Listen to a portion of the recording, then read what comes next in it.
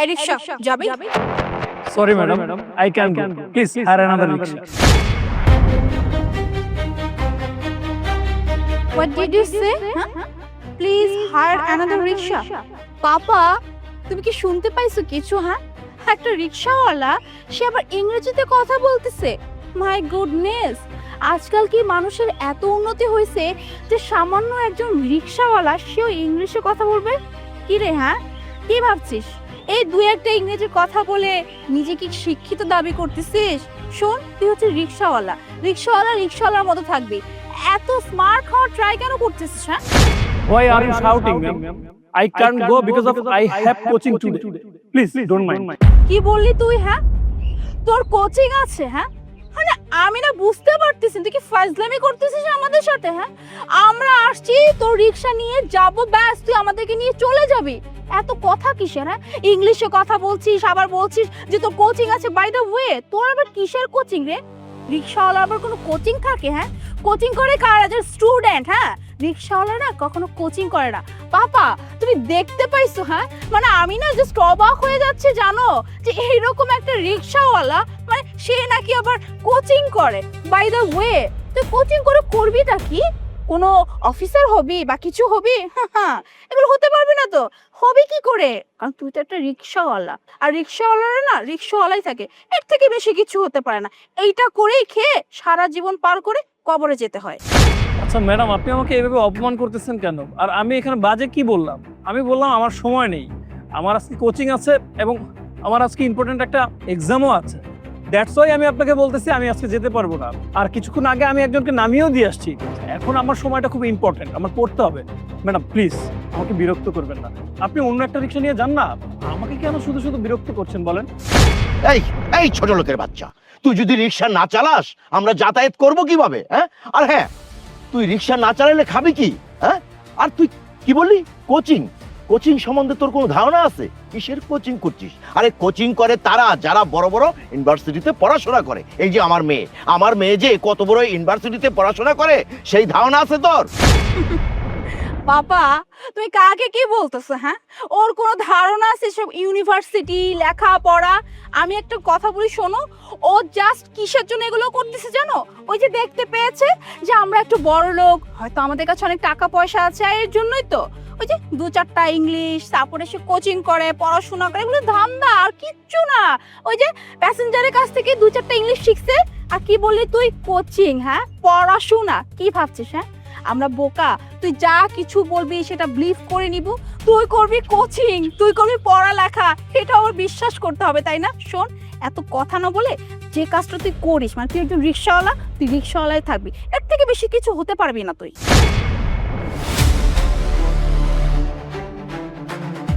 Madam আপনি শুধু শুধু আমার সাথে তর্ক করতেছেন।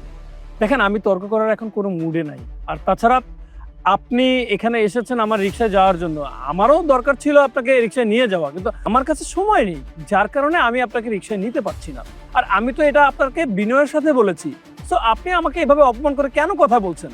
আমার ইম্পর্টেন্ট একটা এক্সাম আছে যার কারণে আমি যেতে পারছি না। আপনাকে বারবার বোঝানোর পরেও আপনি আমাকে অপমান করে যাচ্ছেন, এটা কেমন কথা বলেন তো? আমি তো ভদ্রতার সহকারে আপনাকে বলছি, তাহলে আপনি কেন ভদ্রতা দেখাচ্ছেন না? আপনি তো অন্য একটা রিক্সা নিয়ে গেলেই পারেন, তাহলে শুধু শুধু কেন আমার সাথে তর্ক করছেন? শুধু শুধু কেন আমাকে অপমান করছেন? প্লিজ আপনি অন্য রিক্সা নিয়ে যান না। আর আপনি শুধু শুধু আমাকে বলতেছেন আমি রিক্সা চালাই, হ্যাং করি ত্যাং করি।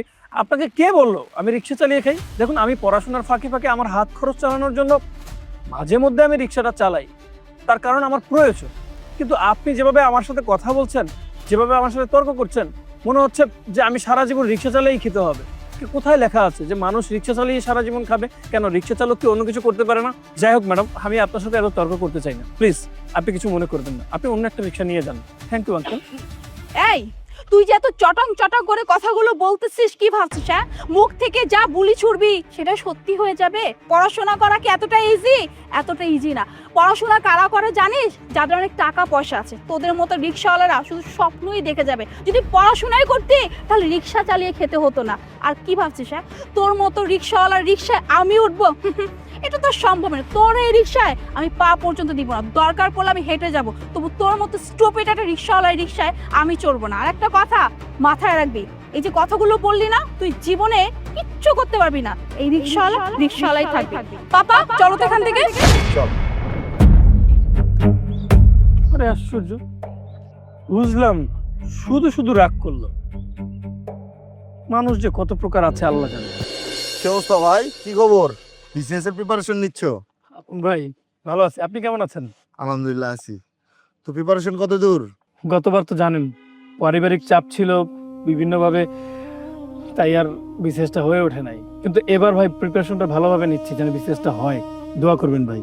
অবশ্যই আপনার জন্য দোয়া থাকবে। আর আপনি যদি এই বিসিএস পরীক্ষায় যদি পাশ করতে পারেন না, ওয়ার্ল্ড ওয়াইড রেকর্ড হয়ে যাবে যে একটা ছেলে আপনার রিক্সা চালায় পড়াশোনা করে বিসিএস ক্যাডার হয়ে গেছে। ভাই আমি তো রিক্সা চালাচ্ছি, কত মানুষ কত কিছু করে পড়াশোনা করছে, কেউ ফল বিক্রি করছে, কেউ আবার চাষবাস করছে, কেউ আবার দেখা যায় দেখেন ড্রাইভিং করছে। আমি তো রিক্সা চালাচ্ছি, সমস্যা কি? তারা যদি হতে পারে আমি হতে পারবো না? অবশ্যই হতে পারবো, শুধু আপনাদের দোয়া আর আমার পরিশ্রম তাহলেই হবে ভাই। তাছাড়া আমার বাবার তো এটা ছিল স্বপ্ন। এতদিন তো পরিবারের উপর নির্ভর ছিলাম, তারপরেও পরিবারের জন্য যতটুকু চেষ্টা করেছি, কিন্তু এখন তো আমার নিজের উপর সম্পূর্ণ নির্ভর করতে হয়। তারপরেও ভাই দোয়া করবেন, আমি চেষ্টা করে যাচ্ছি। আমি আমার যতটুকু শব্দ আছে ততটুকু দিয়ে চেষ্টা করছি যেন আমার বিশেষটা হয় ভাই। এই আপনাদের মতো মানুষ কিছু আছে না, এদেরকে আমি খুব সম্মান করি। এরা বাবার স্বপ্ন পূরণ করার জন্য দেখেন নিজে রিক্সা চালায় লেখাপড়া করতেছে, আমার পরিবারের হালটাও ধরছে। আমার দৃঢ় বিশ্বাস আছে যে আপনি এবার আর কোনো সমস্যা হবে না, পাশ করবেন এবং কি বিসিএস ক্যাডার হবেন ইনশাল্লাহ ভাই, দোয়া করবেন। তবে আমি যদি বিসিএসটা হয়ে যাই ভাই, কোনো হেল্প লাগলে অবশ্যই বলবেন। অবশ্যই জানাবো, কেন জানাবো না? আপনাকে তো নিজের মানুষ মনে করি, তাই না? আর আপনার জন্য সবসময় দোয়া থাকবে, ভালো কিছু করবেন। Thank you brother.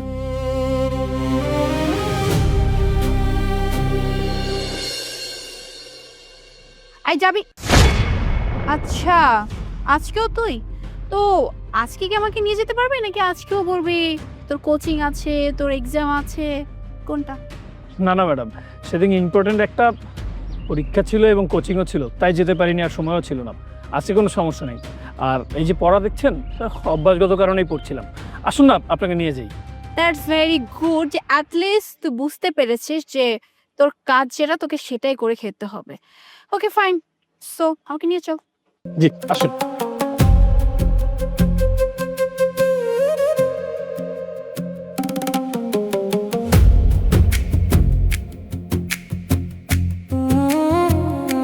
সামনে রেখে দাও। সরি বেবি, একটু লেট হয়ে গেছে, রিক্সা করে আসলাম তো। আর ব্যাপার না, ইটস ওকে। আরে হৃদয় ভাই, আপনি আসছেন? আসসালামু আলাইকুম।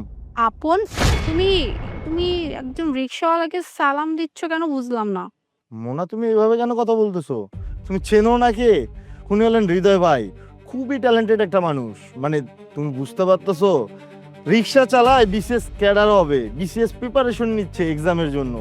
এর আগের বারও বিসিএস এক্সাম দিছে, কিন্তু যে কোনো একটা কারণে রিজেক্টেড হয়ে গেছে। কিন্তু এবার ওনার প্রতি আমার ভরসা আছে যে উনি পাশ করবেই। জাস্ট তোমার ভাইভাতে টিকে গেলে হৃদয় ভাইকে আর কে আটকায়? তার থেকেও বড় কথা কি জানো, এনার মতো মানুষ না খুবই কম আছে এই দেশে, যে কিনা পরিবারের দায়ভার কাঁধে নিয়ে রিক্সা চালায়, লেখাপড়া করে বিসিএস ক্যাডার হচ্ছে। কি বলতেছো তুমি? উনি এত ট্যালেন্টেড একজন মানুষ, আমি তো ওনাকে চিনতেই পারি নাই। না চিনে আর ওনাকে কতটা ভুল বুঝেছি আমি। ভাইয়া, আই এম রিয়েলি সরি ওই দিনের জন্য।